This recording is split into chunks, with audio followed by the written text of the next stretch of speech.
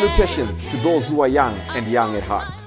Oremi, Madamfo, Enyim, Salam alaikum. Hola, buena gente.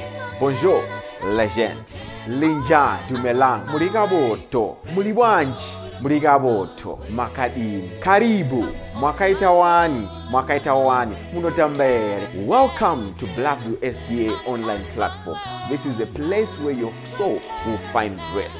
Did you know every Wednesday and Friday at 6:15 p.m. we have consistent midweek prayers? Not only that, during the day from Monday to Friday, if you need a soulful song, please tune into our platform and indeed you'll find rest for your soul. On Sabbath, which is Saturday, we have services from 8:30 right up to 6 p.m. What do you expect to find? We have got the church at study, Sabbath school, music. It's story time. Even our little ones, the children, will find solace on Blackvue online worship platforms. Yes, not only are they going to receive a powerful sermon for them, but including the songs, and they'll sing the songs of Zion in the comfort of your home. Yes, you are waiting for the power hour as we receive the beautiful words, the wonderful words that come from the Word of God. In the afternoon, we have got powerful discussions, not only for the young, but even for the old, as we prepare this journey on this planet Earth before the sundown. Yes, there is a sermon that will usher you into the new week as you listen to God speak to you. What are you waiting for? Tell your friends about it. Don't forget to join us on YouTube and Facebook. Like our page and subscribe to our YouTube channel. God bless you as we meet on Blackvue online worship platform. Nobody can stop me. Don't you wanna go? I'm going there. Nobody can stop me.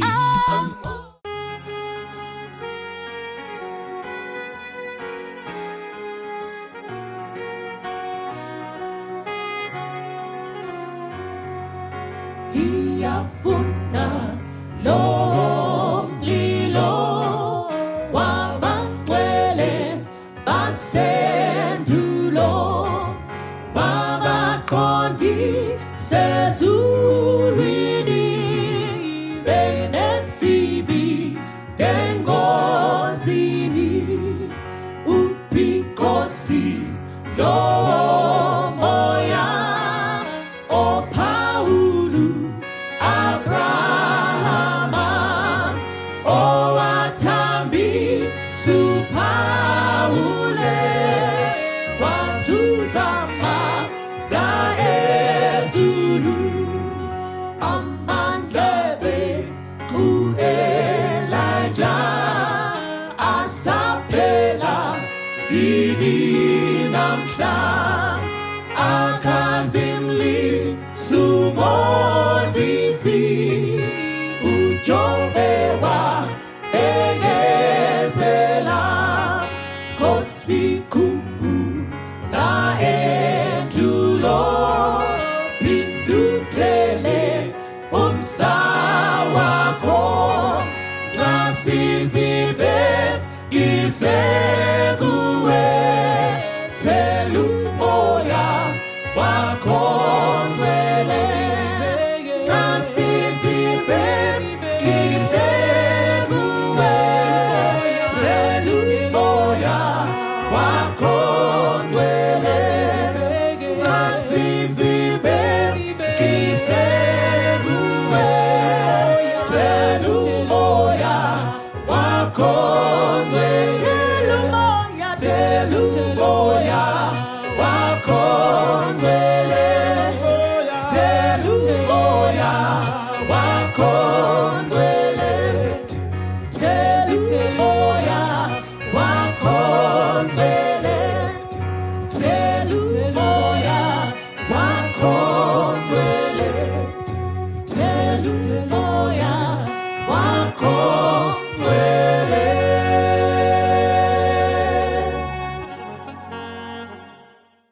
Toda kukwasa zvakare panguva ino nekuti toda kutenda Mwari nekutisanganisa zvakare mukati meshoko ravo kuti titaure pamusoro pezvimwe zvingatibatsire patinokura mukati mekutenda kwedu semaKristu.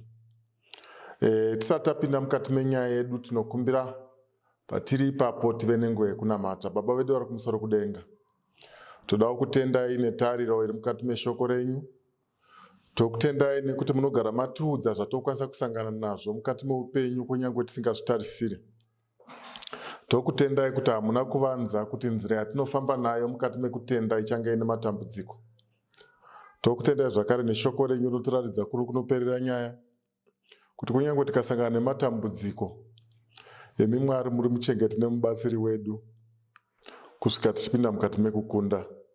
Ivaiwo nesu patichataurisa nyaya zvakare mukati meshoko renyu, tibatsireiwo mukati mekududzirwa kwayo nekuiteerera. Ireve chimwe chinhu mukati meupenyu hwedu. Tinotenda kuti tose tichawana patichabatsirika kuti tikwanise kuponeswa. Totenda zvose muzita renyu rinogara nekusingaperi. Amen. Toda kutenda panguva ino neshoko ratichange tichikoverana mukati menguva ine. Panguva yapfuura takapedzisira tichitaura pamusoro pekuti tese takanga tiri mumunda, kana kuti tese taiva mumunda.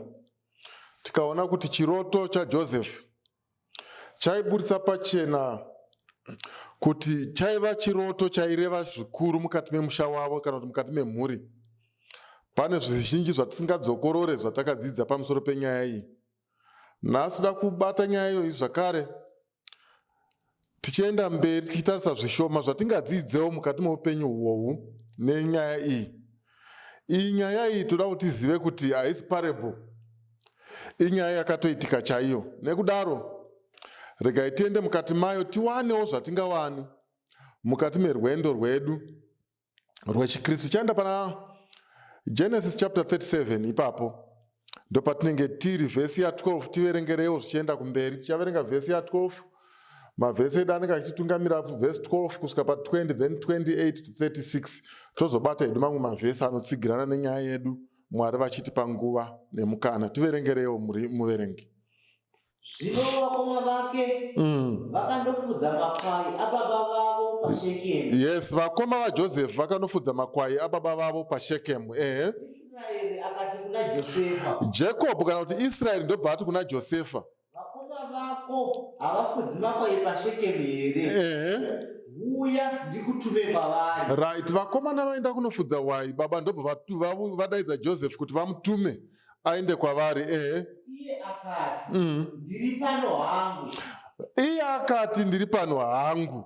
Akati kwaari, zvino chienda unotarira kana vakoma vako vakafara, namakwai kana akafarawo, ugodzoka kuzondiudza.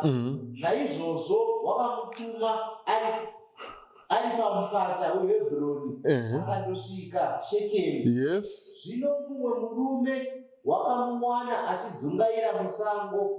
Murume akamubvunza akati, unotsvakeiko? Iye akati, ndinotsvaka vakoma vangu. Dondiudzai hako kwavanofudza makwai. Murume akati, vabva pano, nokuti ndakanzwa vachiti ngatiende Jotani. Josefa akatevera vakoma vake akandovawana paJotani. Mira ipapa. Pane nyaya dzatoda kuti tibate panyaya idzodzi.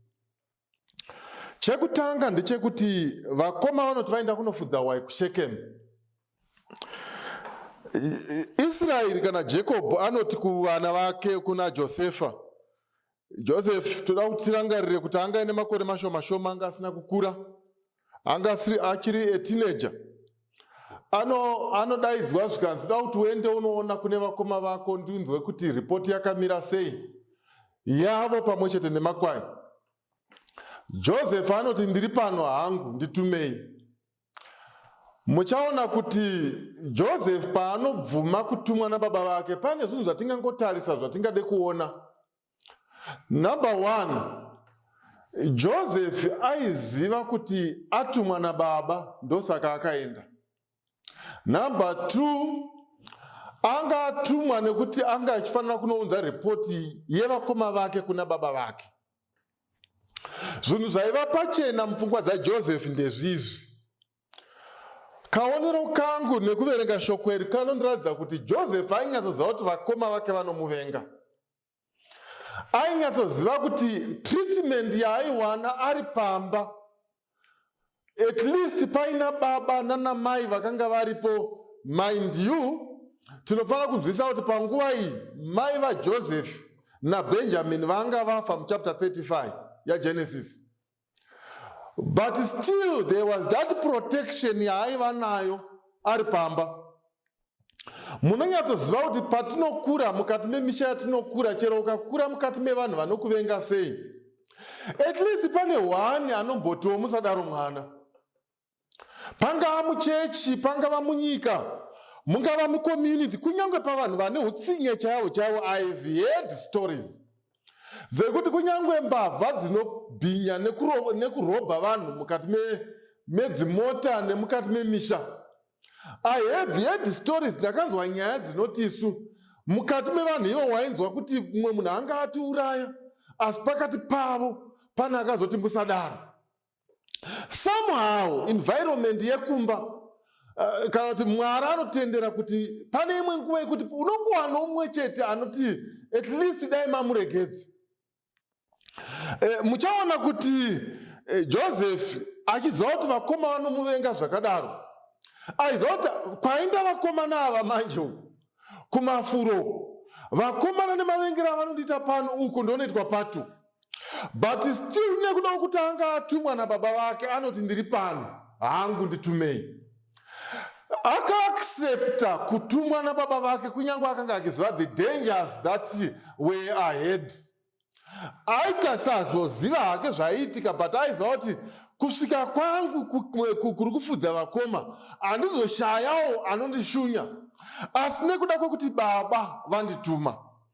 Ngainditi kuvana vaMwari panguva inei, mukati meupenyu tinonyatsoziva madangers emamwe mabasa, kunyange raMwari, kunyange mumhuri, kunyange mukati mechi, tinonyatsoziva kuti madangers andiri exposed to pamusoro pezvandakuda kunoita ndeyakati, but dzimwe nguva Mwari vanoramba vachitisunda kuti baba vatituma.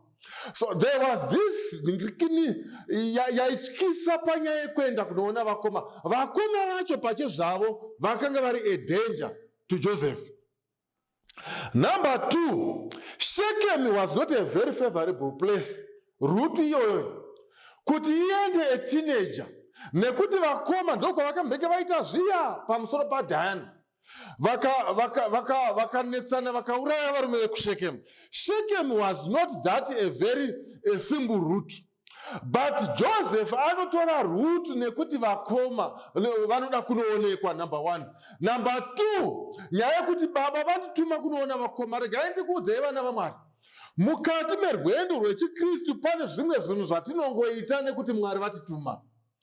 Kunyange uchiziva the criticism iri mberi, kunyange uchiziva kuvengana kuri pakati penyu, kunyange uchiziva the discouragement iri around you, ndoda kuudza munhu waMwari pamwe chete neni kuti dzimwe nguva tinoramba tichiita basa iri nekuda kuti Mwari vatituma. Ndinoenda mukati meroute, I can take this route. Ndinotora rwendo urwu. Muimbi werwiyo bva atiye rwendo urwu rune ngozi, rwendo urwu runotyisawo, but nekuda kwekuti rudo rwaMwari rwakanditenderedza ndinofanira kungorwuita. Ndoda kukuudzai kuti kana paine route iri so dangerous mukati meupenyu, iroute yekuita basa raMwari. There are brothers somewhere in your life. There are brothers somewhere mufamily mako.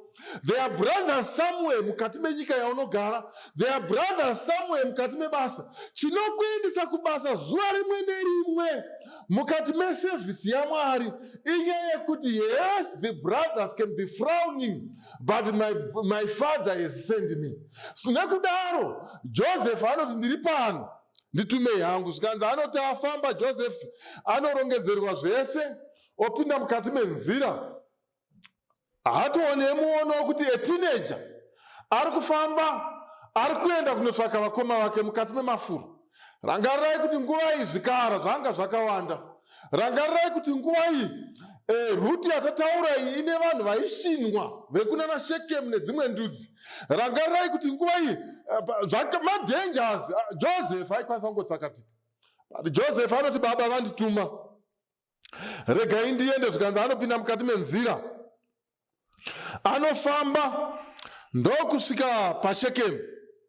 Zvikanzi asvika paShekemu, anosvika vakoma vake vasipo.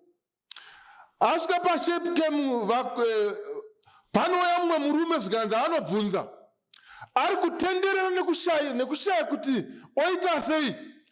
Ndiri kutarisa mufana akatakura pasuru yakanga yabva kumba, akatakura zvikafu zvaifanira kunosastena vakoma, zvakabikwa nezvakagotywa, dhaeti yekumba. Munoziva kuti kana uri kure, rimwe gore ndakamboenda kuchikoro kune imwe nzvimbo, takapanga sadza chairo chairo. Musi wandadzoka ndakabata chisaga cheupfu, ndakanzwa munhu wese achifara achiti sadza rawe. Joseph ndoda kuona same scenario. Akatakura, but ari kusvika, ari kudaidzira, ari kuita masounds ose aizikamwa nevakoma. Ari kupa signal yekuti perhaps vari somewhere vangamunzwa achidaidzira kuti ndasvika, nekuti vane macodes avaipanana mukati mekufudza. Tichikura isu taiti kana tichitsvaga mombe taiparara nesango rese. Kana uchinge wadziwana, wairidza code yawairidza kuti vamwe vako vakunzwisise kuti uri kupi. Ndiri kutarisa Joseph achisvika achitenderera, anoita code. Vanhu, there was no response. Anodaidzira until a man and a stranger. Anouya padhuze wobva ati uri kutsvakei? Ndiri kutsvaka vakoma vangu. Joseph at the early stage yenyaya izvi mukati meshoko raMwari, nyaya yekuti his brothers haanambobvira aibvisa pamuromo, through and through. Ndiri kutsvakawo vakoma vangu vanga vachifudza wai. Zvikanzi wanga vachivatsvaga vakoma havachisipo pano. Kaverenga vamwe vanyora vachinyora including Ellen G. White, anotaura kuti zvinoita sekutoti mutumwa ndiye akatouya akamuudza. Zvikanzi Joseph anoudzwa, zvikanzi vakoma vako takambonzwa vachitaura kuti vachambonofudzira kuDothani. Zvikanzi Joseph nyaya yekuDothani haana kuiudzwa nababa. Nyaya yekuDothani akaiudzwa nemunhu akatumwa naMwari, kana kuti nemutumwa, kuti amuudze kuti vakoma havachisiri paShekemu. Nyaya yekuDothani yanga isiri paitinerary yekumba, nekuti mudhara kumba aiziva kuti vanhu ava vari kufudzira zvipfuyo paShekemu. Saka kuna Joseph, decision yekubva paShekemu kuenda kuDothani, it was one or two things or two reasons. Number one, ndeyekuti kunyange ndikadzokera kumba ndikanopa baba ripoti yekuti vakoma ndavashaya, one way or the other, baba vanokwanisa kundidzosa kuti ndidzokere kunotsvaka vakoma. Or inotozova challenge mukati memusha kuti vanova suspicious kuti vanhu vakatorwa, vanhu vakaenda kunofudza makwai asi vakapambwa here. That was going to be the other problem. Number two, chakasunda Joseph kuenda kuDothani, he wanted a good report about his brothers avaona pavari. Kana zvaireva kutsvaka kusvika aona kuti what happened kwavari, oenda nereport. Baba vaida report, vanga vasingangoda bedzi nyaya yekuti handasvika ndavashaya obva atodzokerawo yetowo report hongu. But what kind of a report was it going to be? Joseph anoti, let me make all my efforts nditsvake pane vadhara, pane vakoma vangu. He moved from Shechem to Dothan, extra mile. He searched for them. Zvikanzi ari kuenda, he saw, he found his brothers.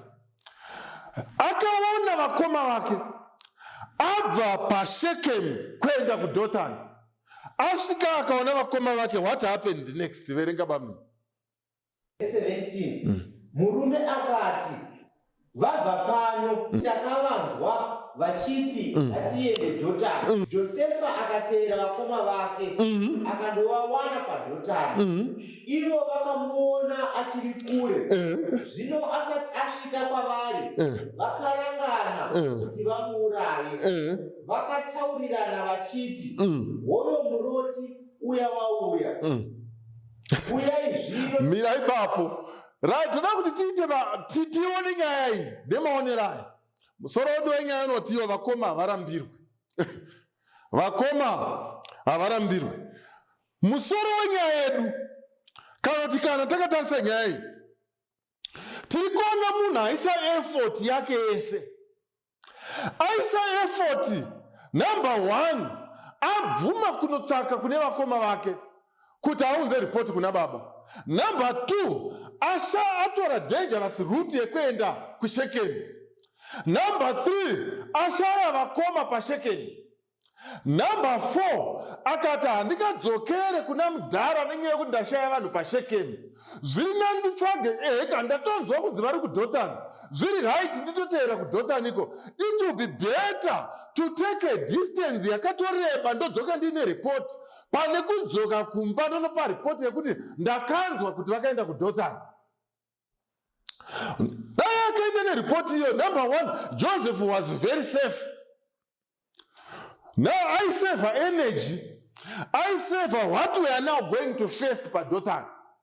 Joseph anoti afamba paanoona vakoma vake, Bhaibheri rikuti iro akavawana. He found them. But vakoma, chirungu chiri kuti Joseph found his brothers. But the brothers saw a dreamer from a distance. Joseph achiona vakoma, ndiri kuona kuremerwa. Achiti, now I have achieved. Ma footprints ehwaya akanga achishayikwa paShekemu. Asaone achiona ari kusvika paDothani, achiona kuti kuno kuri kufudzirwa wai. Ndiri kutofungidzira kuti he made a code to make sure kuti he wanted to confirm. Kare pataifamba pandambokutaurirai kuti taita makodzi mukati mekufudza, ndiri kuona Joseph achiita a code yekukonfirma kuti yes, I can see kuti havafudzi vemakwai. Hongu ndiri kuona kuti havafudzi makwai andiri kuona macolors akatofanana nemakwai edu. Rega ndikoita a code to confirm. Paanorova code anonzwa vakoma vachiresponda kucode iyoyo, but in their eyes they saw a dreamer from far off. Kana ndikuudze vana vaMwari panguva inei kuti mukati meupenyu, there are only 2 eyes that see people from a distance. The eye of love, number 1. Luke chapter 15 ukaitarisa inokuudza kuti when the father saw his son, he saw him far off. Baba vakaona mwana achiri kure. Mombe dzapera pasina huruo yemombe, asina masandals nehembe dzaakaenda nadzo, but the remnants in the son. Baba vakatarisa nezuva rerudo, vanoona kuti yes, mombe hadzisisipo, waya hadzisisipo, kupfeka kwandakamutuma hakuchisiko, asi vanoona kuti there is something left in the son. That is my son. Ziso rerudo rakavaona vari kure, rakamuona ari kure. But on this day, ndoda kuradza rimwe ziso rinoona munhu ari kure. Ziso revakoma rinoona munin'ina wake ari kure. Zvikanzi varume, tarisai muone, we have a visitor in the camp. Tiri kuona mukati mekembi matiri kufudza, tiri kuona tashanyirwa. Unoziva kuti handizive mavara avakashandisa, but zvakangonyorwa ndezvekuti ndiri kuona vakomana vakarara pamumvuri. In the heat of the pastures, wai dzake dziri kufura. Time yekuti akasvika nguva hatiizive, but ndiri kuona one of them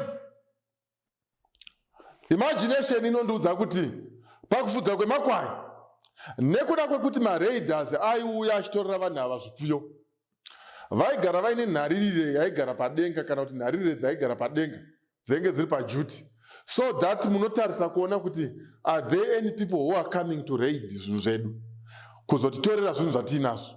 Saka munhu aigara panzvimbo yakakwirira kana kuti vanhu vaigara strategic positions, so that kana paine ari kuuya vanopa a sound so that vari pazasi vasabatwe nesurprise. Ndiri kuona mumwe achipa sound yekuti hoho, listen, mukai vakomana. Vakomana vachimuka pavakanga vakarara, vamwe vachisimuka for further instruction. Munhu achitaura achidaidzira kuti the dreamer cometh. Ndiri kuona murota ari kuuya. Vakomana vanoconfuseka because news dzavasinga expect. Why? Because Hebron is not very near. Number 2, chinozikama kuHebron ndechekuti tiri kufudzira mombe kuShekemu. So they would not expect someone to come to Dothan. But vari pamusoro vari kuona kuti mukomana ari kuuya with his coat of many colors. They identify him. Vobva vanyatoti mukomana ari kuuya ndiye. Tinomuziva number 1 neheight, tinomuziva number 2 nestep, tinomuziva the coat of many colors. As he drew near, munin'ina wava achiuya, the news is confirmed. Vakomana simukai, the dreamer cometh. Mukati meupenyu regai ndiudze vana vaMwari kuti mukati meupenyu dzimwe nguva unosara usvika pavanhu wakapera. Vanosara vokukwazisa vokuhaga, vamwe nekukisa, vana vaMwari vachikubata nemashoulders vachikupeta kubheki, but pawanga usati wasvika, they did not see a brother, they saw a dreamer. Yonosvika obva vati I have found my brothers. After a long time, I found my brothers. Regai ndikuudzei vana vaMwari, Vakoma Havarambirwi. Vakoma Havarambirwi. Chinhu chiri kuitika mumba mevanhu ichi. Vanhu vababa vamwe chete, Vakoma Havarambirwi. Mukati menyika yeZimbabwe, regai ndikuudzei vana vaMwari, unosara wasvika wapera, vakomana vapedza newe. Vanokwanisa kukuhaga, vagokukwazisa, vagokusaruta, vagokuita zvese. Vakoma Havarambirwi, unokwanisa kusvika vatoona muroti. Vakoma Havarambirwi.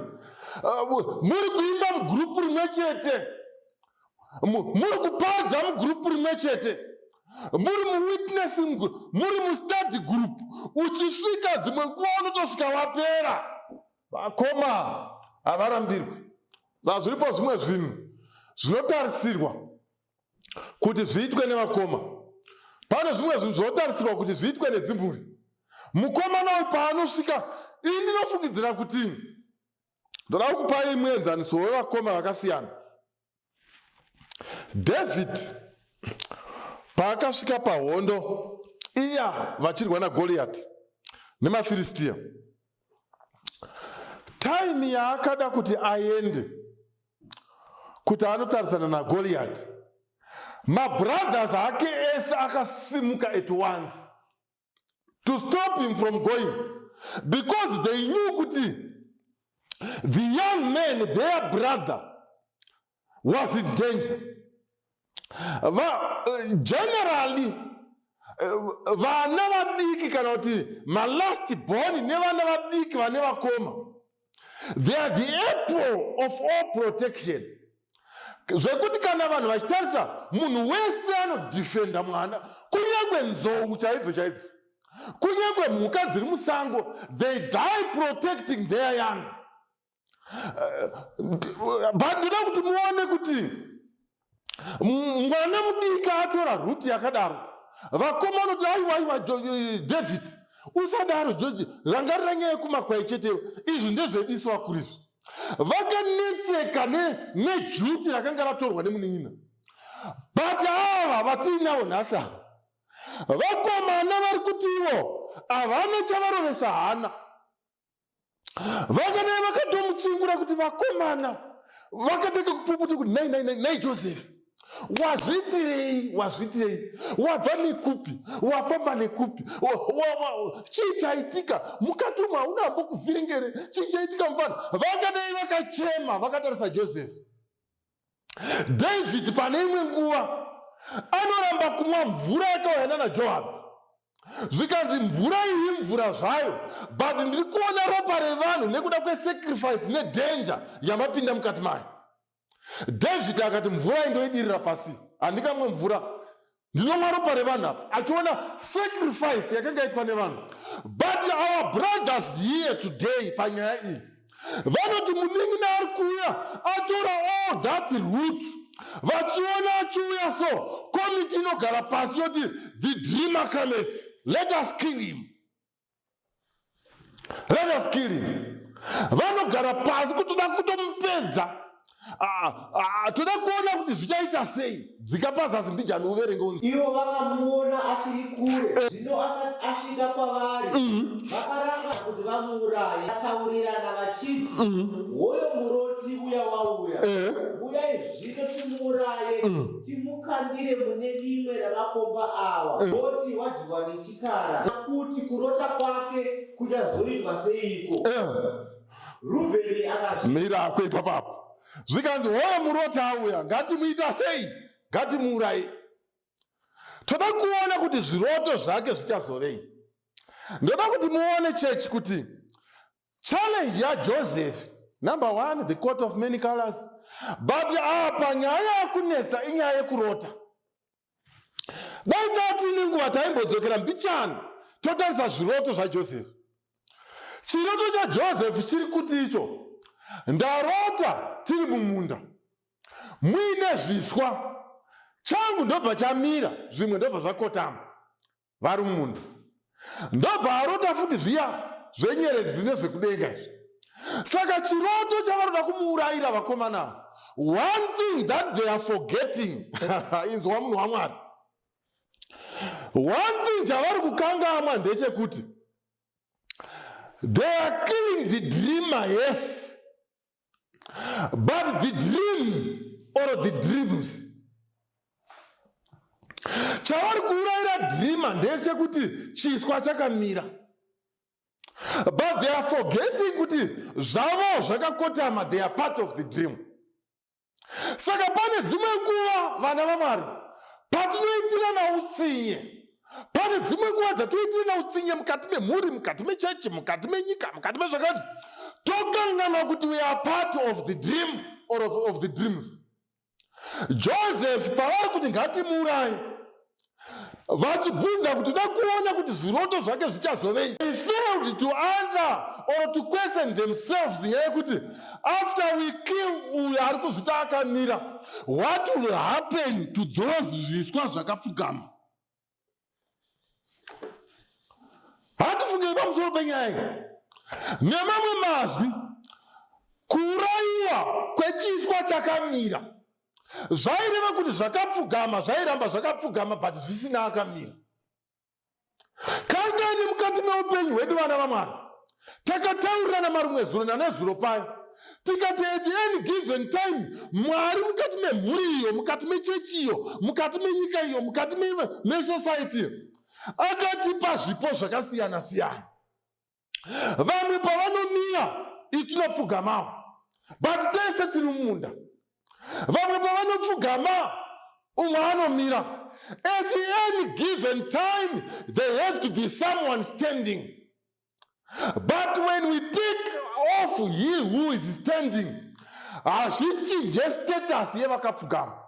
Nemamwe mazwi pakueliminata Joseph, kana kuti papfungwa yekuda kuuraya Joseph nekuda kwezviroto, pane chiroto chaifanira kusara mukati mavo. Chiroto chaifanira kusara ndechekuti zviswa zvainoreva kuti ivo zvaireva kuti havaizozviuraya. Vaida bedzi icho chakamira ichi, chakamira ndo chatoda kubvisa izvi. Zvakagara kana zvakapfugama zvaifanira kusara zvakapfugama, but zvaipfugama until when? In the first year, the elimination of the standing. Saka vana vaMwari regai ndikudze, patinoitirana utsinye, patinoitirana godo, patinoitirana nharo, patinoitirana jealous, ndoda kuudza kuti mukati memisha yedu, mukati memachechi edu, mukati menyika yedu, mukati memabasa edu, mukati menharaunda yedu, yes, tabvisa akamira, but panosara vakapfugama voga. Ende kana masara makapfugama moga manje, tichaibata nyaya yekumberi. Kana kwasara vakapfugama manje, ndopa muchaona kuti shoko rekutiro verenga dzokorera pavhesi 20 kurumidza ipapo. Uyai zvino timuuraye, timukandire mune ringa ramaboka. Yes. Tigoti wadyiwa nechikafu, tigoona kuti kurota kwake kuchazovei. Ngatimuuraye uyo akamira. Ngatibvisei uyo ane soprano mukwayo, ngatimubvisei. Toda kuona kuti zvichazovei. Ngatibvisei uyo ane bhesi, toda kuona kuti zvichazovei. Ngatibvisei mai vedhokavo, mai vechita. Ngatibvisei babavo vanogona kudzidzisa nekuparidza. Ngatibvisei muimbisi uyo, ngatibvisei mutungamiriri. Ngatibvisei vese nekuti vari kutivhiringa, vanovhiringa isusu takapfugama. Toda kuona kuti kurota kwake kuchazovei. Munhu waMwari, uyo achabvawo, uyo achafawo, avo mai vachabvawo. But rangarirei kuti kweseni yamabvunzai, toda kuzoona kuti zvichazovei zviroto zvake. Saka regai ndikuudzei kuti kunyangwe akamira akabva, kunyangwe iyeyo wauri kuitira jealous akabva, kunyangwe iyeyo wausiri kuda akabva, kunyangwe iyeyo wausingafarira akabva, hazvichinje status yekuti uende unomira. Unoramba uri wakapfugama. Nhasi tine mhuri dzakasara dzine zviswa zvakapfugama. Hamuna kuda kupa mwana uyo fees nekuti ndiwo kwamainini. Manyazo ndiye ane chipo chezvikoro. Mukati haangaindi kuchikoro nekuti haziwe kumba kwedu. Amene ndikataure ndichiti kuti tiri kurarama musociety ine zviswa zvakapfugama zvakasara. Vese vakanga vakamira Africa ine challenge iyi. Africa is scared of talent. Ahiki vanoratidza kuti akamira. Africa always wants to surround itself with weak minds. Africa is afraid of its talent and spiritual gifts. The church of today, my families are us, anotya zvipo zviri pakati pavo to the extent yekuti kunyange anogona anoroyewa. Hatidi kuramba nyaya kuti varoyi variko. Kune vanhu vakatoroyerwa zvipo zvavakatipiwa naMwari vakafa, but rombo rakaipa, mhuri dzakasara dzine zviswa zvakapfugama. Kati menguva ineyi, ndikuudzei vana vaMwari, Vakoma Havarambirwi, kuti vanokwanisa kuti mwana auya nechikafu, auya nezvakanaka, obva vati muroti, ngatimuurayei. Vhesi yani paya? Verse 28, tiverengere verse 28. Zvino vatengesi vemidheri vakapfuurawo, vakakwidza Josefa vachimubudisa mugomba. Mira ipapa, mira imboenda pana Genesis chapter 4, verse 4. Umhanye ipapa kusvika pa 9. Timboona zvimwe zvakaitwa neVakoma. naAbheri akauya namakwayana ake emhongora namafuta awo. Jehovha ndokugamuchira Abheri nechipiriso chake. Verse 9. Verse 9. Ipapo Jehovha akati kuna Kaini, uripiko Abheri munun'una wako? Right. Iye akati, handizivi, ndiri mufudzi womunun'una wangu kani. Muri kuzvaka? Vakoma Havarambirwe zvavanoita. Pane zvimwe zvinhu kuti unoramba kuti zvaitwa neVakoma here. Unoramba kuti zvaitwa nemunhu mukuru here. Unoramba kuti zvaitwa nemunhu wechechi here. Panapa tiri kuona Abel naKaini vaenda kunopira zvipo. Kaini anouraya munin'ina wake nekuda kwejealous. Saka Vakoma Havarambirwe kuti vanokwanisa kuita jealous. Mukati memasociety atinogara, mukati meupenyu, nyaya yejealous hatidi kutiza kwairi nekuti iri life and inoraramika. Let us not live in denial yekuti zvinhu izvi zviripo nekuti Satani achiripo. Abel anourayiwa naKaini. Saka tinoda kunyatsobudisa pachena panapa kuti Vakoma Havarambirwe Azvirambirwe zvinhu kuti mukati mesociety yatinogara iyi ndo nyaya yatisangana nayo muna Joseph kuti vakoma vake instead of defending varohwe nehana pamusoro pezvaakauya nazvo nedistance yaakafamba, distance yavo at least the effort should have defrayed their hatred for their brother. Kuti vakomana mufana tinomuvenga hedu, but honai chindi chaaita kubva kuHebron kuya paShekemu, kubva paShekemu kuya kuno kuDothan. Regai ndikuudzei kuti when hatred takes over, love is elbowed out of the way. At the end of the day, reasoning ethics dzinokwanisa kudzika nekuda kwekuti when hatred takes over, brotherly love vanishes. At the end, you don't see your brother, his efforts, his sacrifice, you only see a dreamer. Verse 23. Zvino Josefa wakati asvika kuvakoma vake, vakabvisira Josefa nguo yake, nguo iya yakanga yakareba namavoko yaakanga akafuka. Vakamutora vakamukandira mugomba, gomba rakanga risine chinhu. Bata ipapo, bata point. Hembe yabviswa yakaitirwa nababa iya. So my brothers ari kuataka yatingati the persona kana kuti ma spiritual gifts kana kuti chipo chaakangopiwa nababa iye asipo. Zvikanzi vanomubvisa hembe zvoreva kuti hembe iye was the target number 1 iya yatatanga nayo. Number 2 zvikanzi vakamutora ndobva vamukanda mugomba. Toda kuti chechi ione chinhu ichi, titende Mwari negomba iri.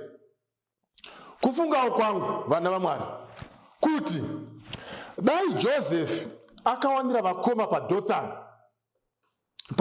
paShekemu, handina nhoroondo yekuti paShekemu paiva negomba, but somehow Mwari vanomutungamirira kubva paShekemu kuenda kuDothan an extra mile panongoriwo hameno tingati chiko, by chance pane gomba. Kufungawo kwangu kuti zvimwe Mwari akaitira purpose yekuti aende kuShekemu nekuti kuDothan nekuti dai akaona vakomana vari paShekemu pasina gomba, another method could have been used, yekuti it could have been instant death, yekutourayiwa kana kutobayiwa obva atofa, because the same swords dzakabaya nguo iya dzakauraya hwai, the same sword could have landed on Joseph. But Mwari akazvita hake kuti aende paDothan. Ngatitende Mwari vana vaMwari. Dzimwe nguva atinoti makomba atakakandwa nhasi, things could have been worse than that at Shekemu. Ngatitende Mwari negomba riri paDothan. Hongu paShekemu nzvimbo yavatorwa ine vanhu vanotyisa, but Mwari akangotitendera kuti take an extra mile to Dothan. Osvika paDothan paunofunga kuti wasangana nevakoma vechechi, wasangana nevakoma vekumhuri, wasangana nevakoma venyika yako vokukanda mugomba. Thank God for the beat at Dothan. It could have been worse at Shekemu. Vanhu vanomukanda imomo, vamukanda ndobva vaita sei, dzikapazasi tipedzise tinzi. Verse 25.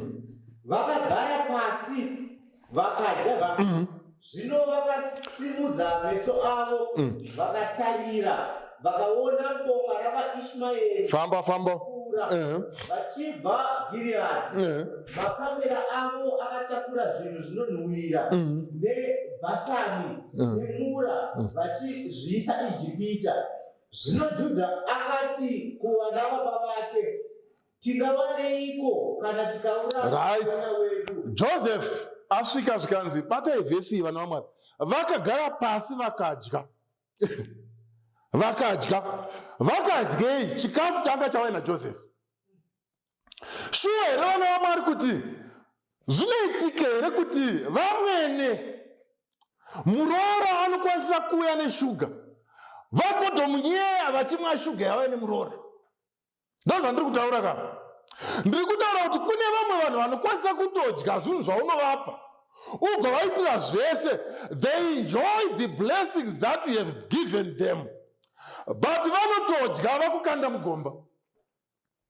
Zvinoitika vana vaMwari, pane zvinhu zvakawanda mukati mepasi rino. Vakoma havarambirwa kuti munin'ina aunza zvese vodya but vakukanda mugomba.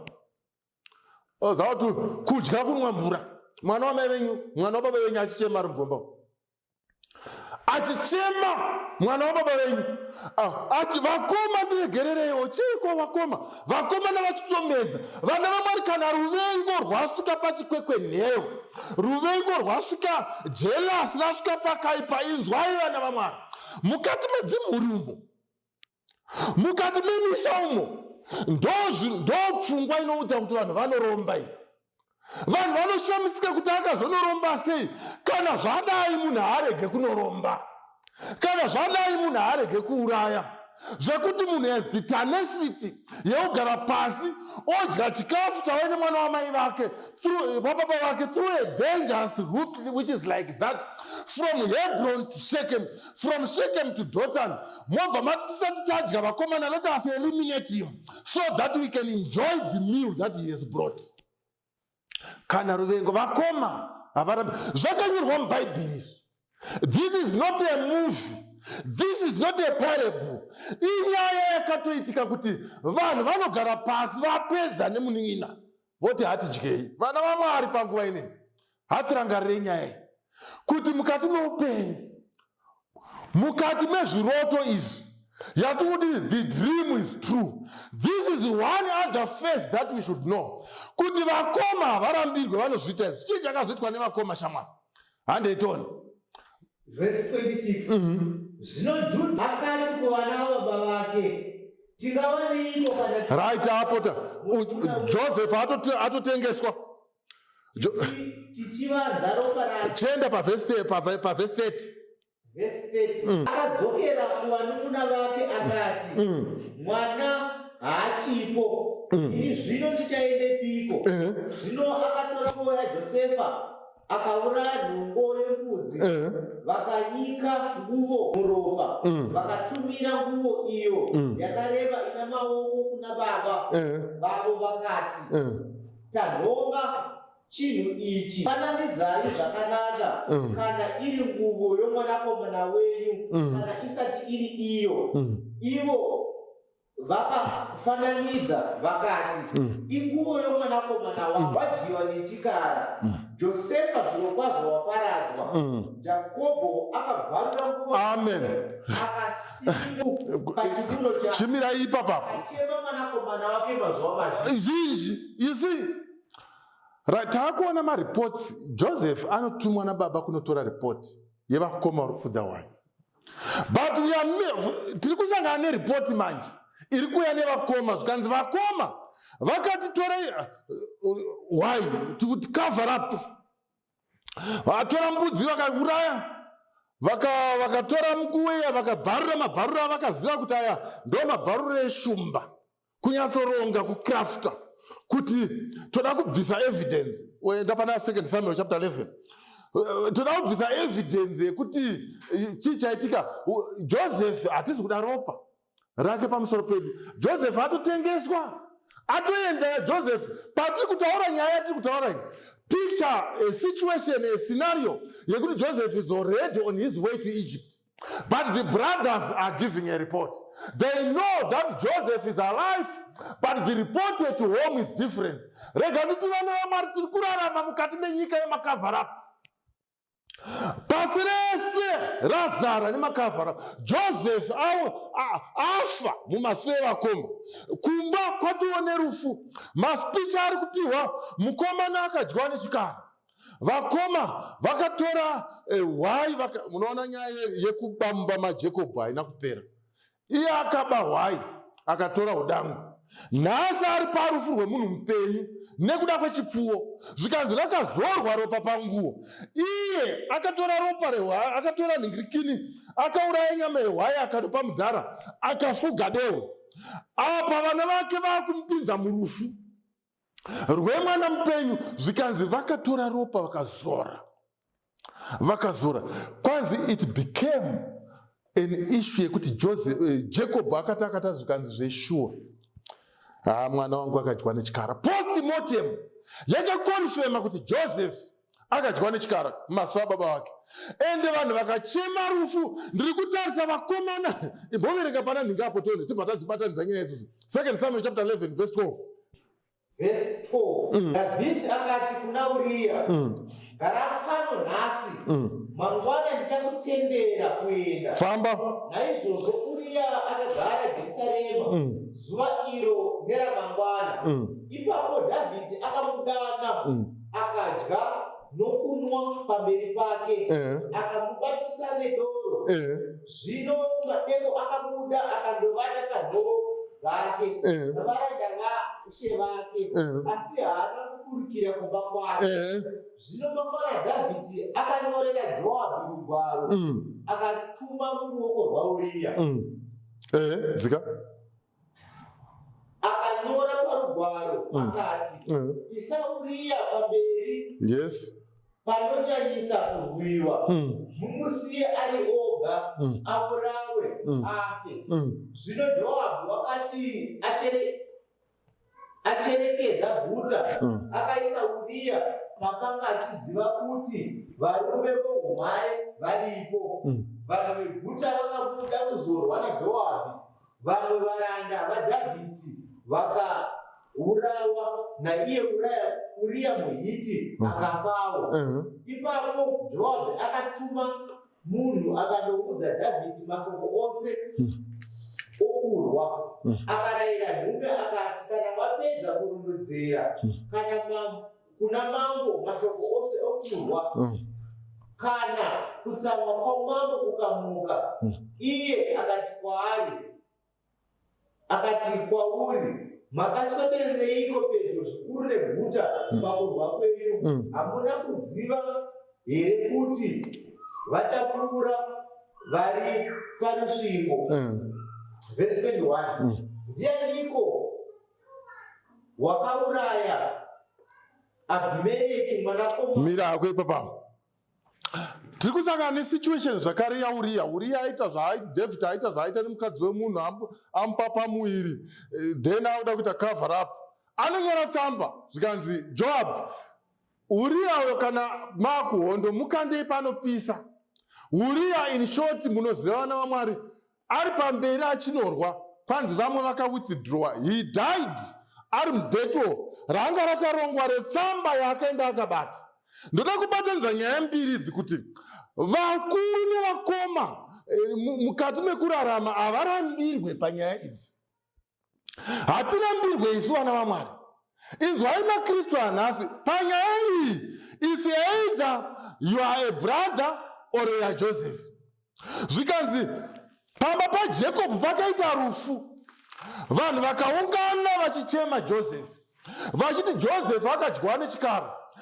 Mabhonzo ake havana kuaona. What they brought was just the garment. Yavakaunza iri toni yakabaiwa yakabvaruka. Jacob akachema akarwadziwa. Vakoma vakamira. Dai kwa kuri kuno ndikungopo scenario yekuno. Vanhu vachitaura pamusoro paJoseph, vachipa maspeech parufu, vari kutaura. Vakomana vadzoka kumafuro rwerufu rwavakakrafta kumafuro, kuchinzi chidzoka ine hwai vakomana timbowana nguva yekuchema munin'ina wenyu. Vanosvika vomira, hwai dzakavharirwa, vakoma vakamira vese, koramu yakakwana, nharaunda iripo iri kuchema. Vakomana zvakafamba sei? Makazowana sei nguva yemufana? Takazoti tichingofamba zvedu. Ndobva unoziva kuti kana vanhu vaita zvinhu zvavo, zviso zvavo, kunyange nemastatements acho anosimba, kunyange kutaura kwacho kunoita power. Vane mafacts anobatika. Vanotaura kuti tata kutodzoka tichitongofamba tichibva nekudothan, I don't know, takazongoti tichitarisa so mastatements anotaurwa. Vanhu vari kutaura parufu uchinzi vakomana taurai. Vakomana vakamira vari 10 because ndo vakanga vari kumafuro, vari 10 vachiimba makorasi ekuchechi, vari kuimba nziyo dzinosiririsa. Apo basa rapera, mukoma Jose tichasangana kumusha. Vari kuimba chakati vana vaMwari, basa tinosangana parwizi, tichayambuka rukova. Pakupesira hakuna rufu kana kuchema, zvese vachimba mavhesi ane simba, ane tariro yekuuya kwaJesu achimusa vakafa. Varipo vachitaura vachingoti nechemwoyo vako. Vanhu vanoshinga kuona Jacob, an ailing father, asina simba, vanoshinga kupfuurira mberi nerufu, vachiziva kuti Joseph akaenda kuEgypt. mukati meupenyu huno vana vaMwari. Patiri kutarisira chiroto kuti chinyepechi. This is another phase. Yatopfuura yekuti it may be a case, just a matter of time, yekuti the brothers can attend a funeral isipo when they know that Joseph is on his way to Egypt. Nguva ino munhu waMwari, don't live in denial. Kamuchira ma-problems atosangana nawo mukati mechikristu, kuti mukati mekuzadziswa kwehopedzi Vakoma Havarambirwi. Nguva ino toda kunamata. David aurayisa Uriya. God yemasoja yakauya pakaitwa funeral yepamusoro kuchinzi gamba rafa riri muhondo. Vanhu vakachema vakarwadziwa, pamwe chete Dhavhidha achirwadziwa ari pakati pevanhu, but kuseri kwenyaya yake aiti a peace at last, because my cover-up plan has worked. Toda kuudzai vakomana, vasikana, vana mai, vana baba, mukati mekutsvaga nyaya yechiroto ichi chisinganyepechi, this is another phase. The brothers can win a battle nekuti they are brothers. There are battles that you will not win against the brothers, but that does not mean that you have lost the war. You have just lost the battle, but you have not lost the war. Nyaya ndiri kutaurai, ifungei tiri kumhuri dzedu, ifungei tiri kumabasa, ifungei tiri munyika medu, ngatifungei tiri musociety, ngatifungei tiri kuchechi, kuti is really Joseph dead? Nhasi muri kusara Vakoma muchifara, nhasi muri kusara vana mbuya muchifara, muri kusara muchiita zvese. But do you know kuti nhasi patiri kutaura pamusoro penyaya, pane promotion yako yakagara pamusoro pehunherero hwevana, nekuda kuti Joseph was eliminated. Mukati umo ndangoti chifunga kubasa, fungai kubasa, fungai kuchechi, fungai kumba kwenyu, kuti nyaya iyi, how does it apply? It's a phase. As we look forward to the fulfillment of this dream, this is another phase. I have a dream that keeps me going. Through the fire, through the rain, through the trials, through temptation, through the hatred, through the pain. This dream is the dream of heaven, and this dream shall never fail. Ngatinamate. Baba vedu vari kumusoro kudenga tokutendai. Nepamunotitendera kupfuura napo mukati mechiroto chekuuya kwenyu, nemachallenges eupenyu atosangana nawo. Dzimwe nguva tinofungidzira kuti hatichasviki. Hope dzatakarota tiri mumunda dzinoita sekunonzi dzakanyepa. Because today nyaya yedu yapera ichitiyo, Joseph is on his way to Egypt, but there is a funeral at home. Kumba kwa Jacob kune rufu. Vakanga vasiko kwakaitika nyaya iyi vari kuona Joseph akadyiwa, asi Joseph ari murwendo rwokuenda kuEgypt. Vakoma vanoziva kune nyaya izvi Mwari zvotoraramika mukati meupenyu hwedu izvi mumaspheres akasiyana siyana. Tibatsirewo kuti wane tariro nekutendeuka mukati mekuronga kuparadza vamwe, nemukati mekuramba takatsungirira kuenda mberi neupenyu. Tinotenda kuti muchatibatsira panext episode, murambe muchititungamirira zvakare. Musare Jesu tonamata. Amen.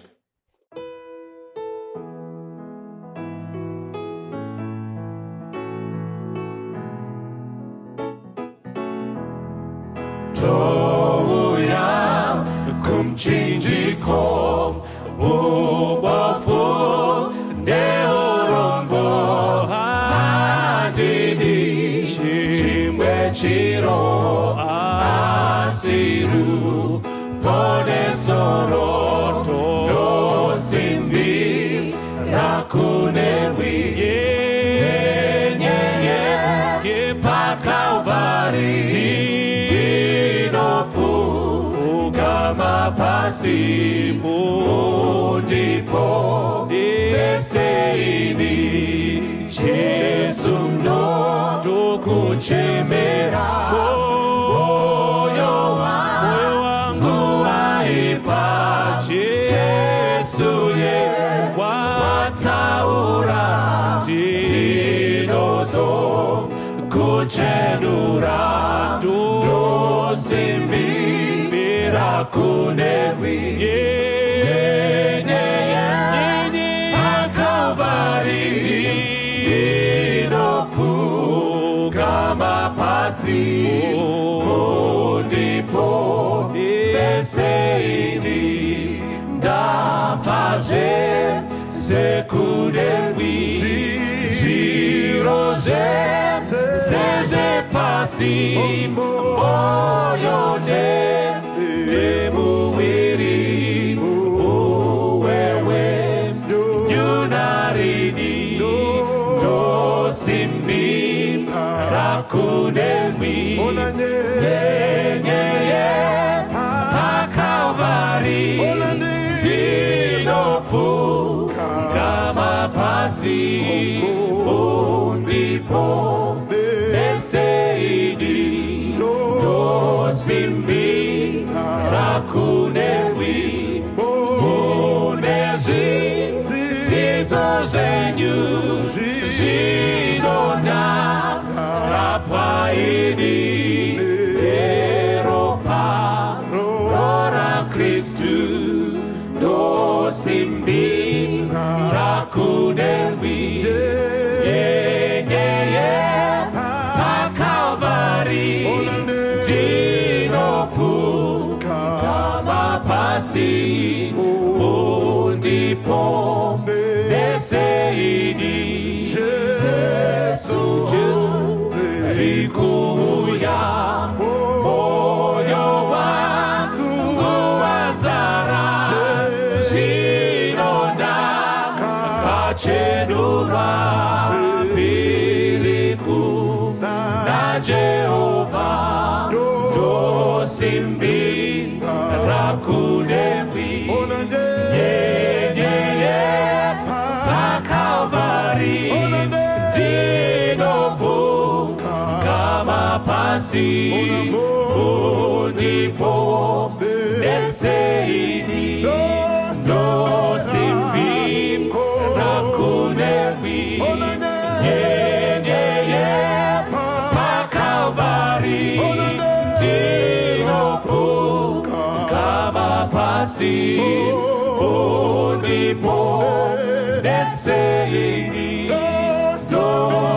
ndosimbira kunemwi nyenyeye pakalvari ndinopfugama pasi ndipo beseini ndipo beseini ndipo beseini ndipo beseini